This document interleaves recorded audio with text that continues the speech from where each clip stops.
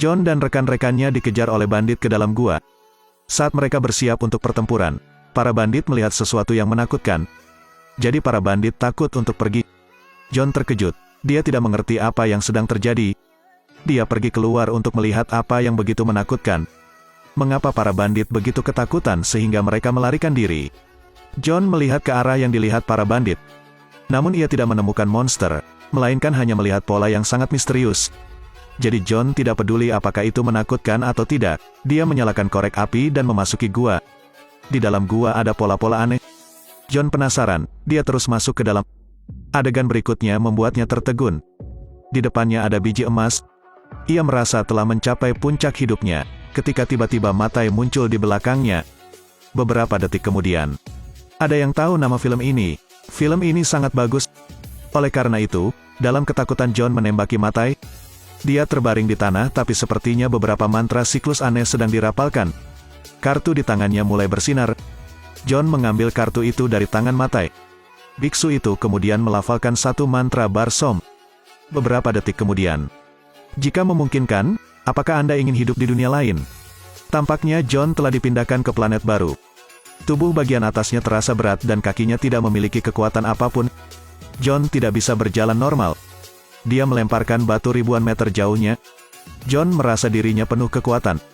Setelah percobaan yang tak terhitung jumlahnya, John akhirnya menguasai keterampilan berjalan seperti terbang. Dia bisa melompat 100 meter dengan mudah.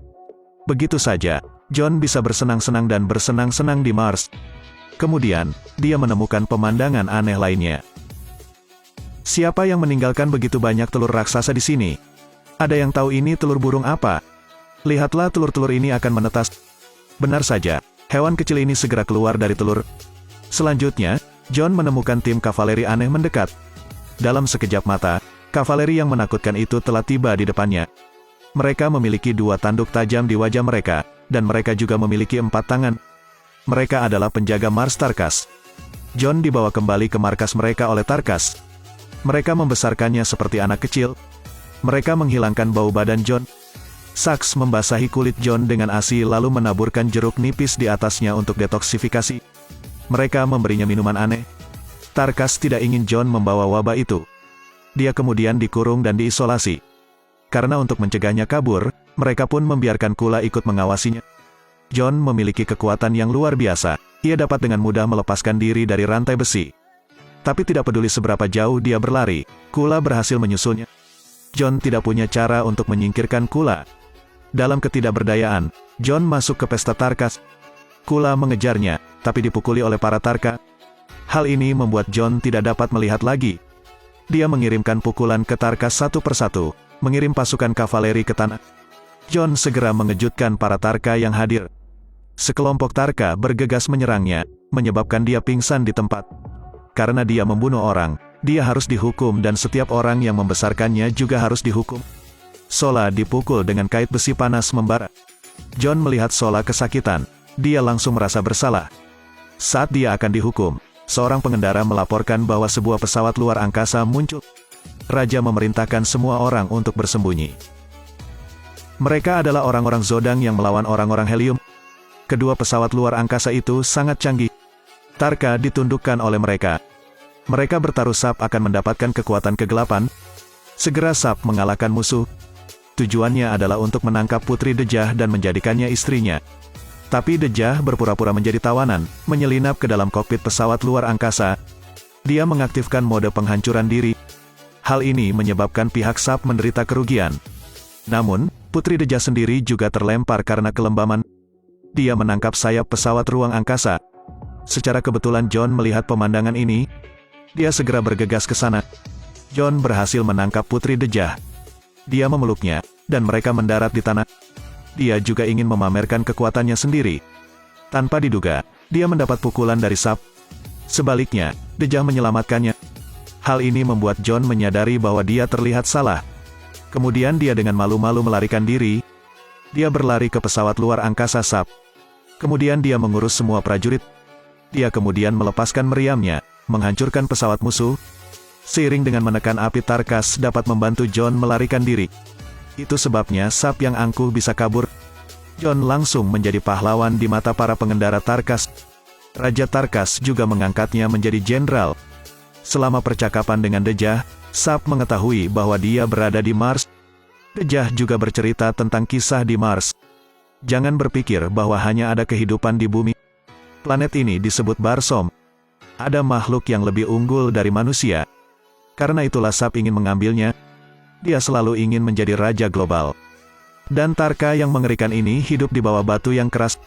Mereka acuh tak acuh terhadap dunia luar. Berikutnya adalah musuh kuno Helium dari Zodang. Mereka juga memiliki kekuatan militer yang besar. Orang-orang Helium hanya ingin hidup damai. Namun dihadapkan pada keganasan Zodang, penduduk Helium akhirnya menemukan kesempatan untuk melawan. Tentara Helium menyerang pesawat Zodang. Dalam satu waktu musuh mereka musnah. Tiba-tiba ledakan seperti guntur terjadi. Pesawat ruang angkasa Helium meledak. Saat ini, Matai dan rekan-rekannya terbang turun dari langit. Mereka pergi menemui pemimpin Zondanges, Sap. Kemudian mereka mengeluarkan jaring ajaib biru. Mereka memberitahu Sap bahwa ini adalah senjata tertinggi yang bisa dia gunakan untuk menguasai planet ini. Tapi dia harus mematuhi perintah. Sap meletakkan senjata di lengannya, dan mengalahkan kerajaan Helium. Tentara dibubarkan. Karena untuk mempertahankan nyawa Helium, Raja harus menikahkan Dejah dengan Sap. Tapi Jon dan Dejah berjanji untuk bersama selamanya. Dia tidak memiliki gelar yang pantas untuknya. Jon naik untuk menantang monyet raksasa. Dia menyerangnya dengan kasar. Sekaligus untuk menantang Raja Tarkas, dia juga mematahkan tanduk raja. Raja Tarkas bukan tandingannya. Jon hanya perlu menggunakan raja itu untuk jatuh ke tanah. Jadi Jon menjadi Raja Tarkas. Dia memimpin para ksatria berbaris melawan kerajaan Zodang. Tetapi mereka hanya melihat beberapa tentara di kota. Dari kesaksian para prajurit di kota, Jon mengetahui bahwa tentara Zodang telah menyergap di luar kerajaan Helium.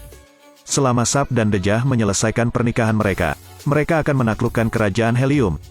Setelah mengetahui plot Sap, Jon berlayar dengan pesawat luar angkasa ke kerajaan Helium. Dia segera melihat banyak prajurit berdiri di luar kerajaan. Saat pernikahan Sap dan Dejah akan segera selesai, Jon mengemudikan pesawat luar angkasa ke istana. Dia kemudian membeberkan plot Sap. Sap melihat rencananya terungkap. Dia memberi isyarat kepada tentara di luar kota. Dia meraih Dejah dan terbang ke udara. Setelah Dejah menusuk lengan Sap, dia jatuh dari atas. Untungnya, Jon menangkapnya. Selanjutnya, dia memotong lengan Sap. Ketika Sap memintanya untuk mengampuni nyawanya, jaring itu bersinar biru dan menyebar dengan cepat. Dalam sekejap mata itu menghancurkan kepalanya. Itu merusak tubuh Jon dengan kecepatan yang terlihat dengan mata telanjang. Melihat dirinya akan mati, Dejah menggunakan serangan pedang untuk memotong kendali Matai. Tapi dia menjelma menjadi wujud yang persis seperti Dejah. Tapi tidak peduli berubah menjadi siapa Matai, dia tidak bisa lepas dari akhir kekalahan. Jadi dia menggunakan teknik paling brutal, dia menggunakan mantra untuk membawa Jon kembali ke bumi. Karena Jon telah kehilangan kartu lintas ruangnya, dia tidak dapat lagi kembali ke Barsom. Dia menambang emas di gua. Ia menjadi orang terkaya di dunia. Namun ia selalu mencari keberadaan Matai. Karena saya ingin kembali ke Barsom. Jadi Jon menyusun rencana untuk memikat Matai. Benar saja, dia muncul. Dia langsung ditembak mati oleh Jon. Dari tubuh Matai, Jon menemukan kartu tersebut. Dia kemudian mengucapkan mantra dan kembali ke Barsom dan hidup bahagia dengan orang yang dia cintai.